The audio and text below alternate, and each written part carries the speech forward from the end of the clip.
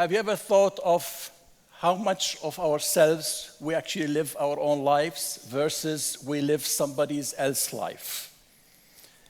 Over the past almost 30 years, working with different CEOs, doing mentoring, working with various government officials, asking them on leadership concepts.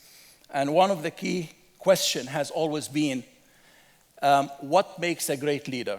What makes a great character?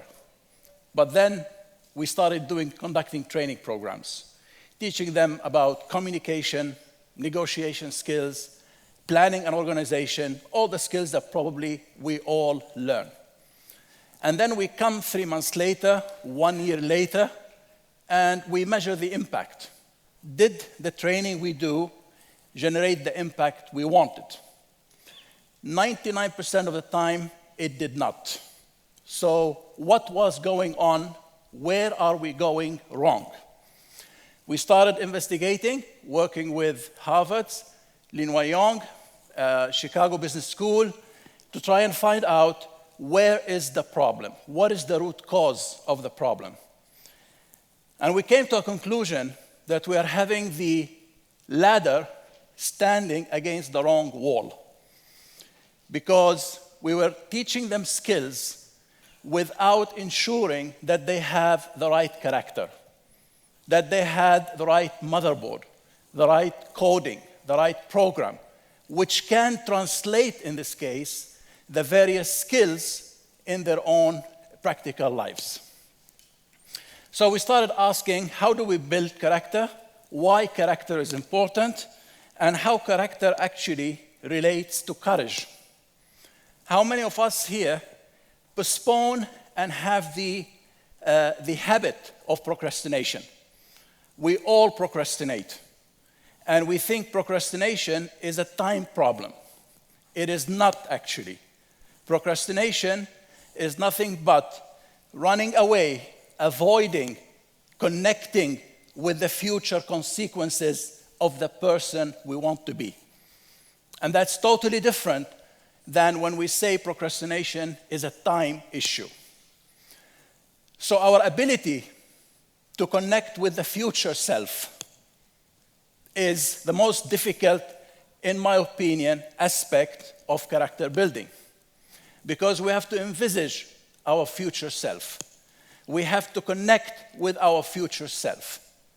Every decision you make today, every step you walk today, will influence how that future self would look like. And in many cases, unfortunately, we let our self-talk, negative talk, we let the environment to dictate their rules on us. Great speakers have already mentioned, believe and have the power of your voice. Don't give in to others. Create your own world. But how do I go about that? Number one is to have clear purpose in life. All the CEOs, all organizations who have demonstrated successful path, they began with a purpose in life. Without purpose in life, we are always at risk of moving towards reacting to others, reacting to the forces outside. The second one is values. And I'd really like to encourage everybody here and ask themselves, by what values do I live today? To our own great teachers, school, parents, did I ever write down for 5 minutes by what values do I want to live? So purpose and values. Why do I need that? They form the glue through which and by which I can move forward in this life. Unfortunately, in the absence of values, you are always subject to a reactive mode, and we are always subjective to people's or the common sense, which it doesn't mean always it fits our picture. Now, there are 3 prisons we live in. The prison of fear, the prison of judgment, and the prison of imperfection. All that feeds us day and night. Now, unless we have a clear vision, a clear purpose, a clear set of values by which we live, these invisible prisons will control us unwillingly. And we will live in those invisible prisons infinite to realize too late later that I've lived somebody else's life. The next question for us is, some of us tend to want to have a jump step, so a big step. At the beginning, the first step of the ladder, jump to the last step of the ladder at the same time. That will not work. We have to take the journey step by step.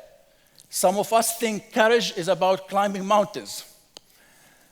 I did in the past climb Mont Blanc, and I had to face all the fears during that climb.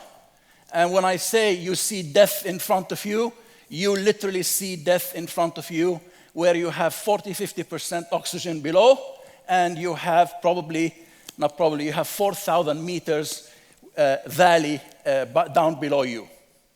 But you've got what drives you, what differentiates those climbers who actually reach the summit versus those climbers who give in and give up too early.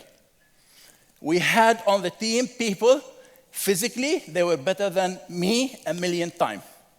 They had all the muscles. We actually bet and said, they will make it to the summit. We will not be able, most likely, to make it to the summit.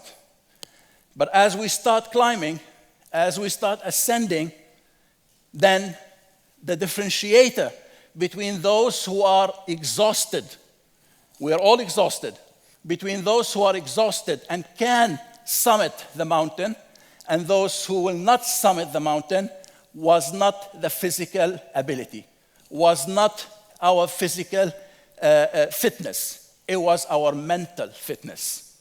It was our belief in and seeing ourselves up on the mountain. That was the only jumper charging current that actually allowed us to arrive at the summit. All of us have summits to climb, but some of us define the summit that they want to climb. And many of us, they usually summit mountains that are defined by others. If I look at this plant here versus this plant here, I'm sure all of us would want this plant. All of us would actually appreciate this plant. What is the difference between the two? One, somebody has taken care of it. Somebody has planted the seed, put it in the right soil, has watered it, trimmed it, looked after it, took years, and then you got this one. While this plant did the opposite. It just lived its day, lived its time, hoping that one day it will look like this. The truth, it will never look like this. So what we need to do is to build your own world. You choose the world you want to live in. You choose the relationships you want to have. You choose the people with whom you want to build relationships. You choose your own laws. You choose your own voice. This is actually a real ecosystem that was created for this plant. You can create your own ecosystem, your own way of life, without letting anyone to negatively impact you. So the courage and the true connection is not the connection with Wi-Fi. It is connecting with yourself. It is connecting with your future self. Thank you very much.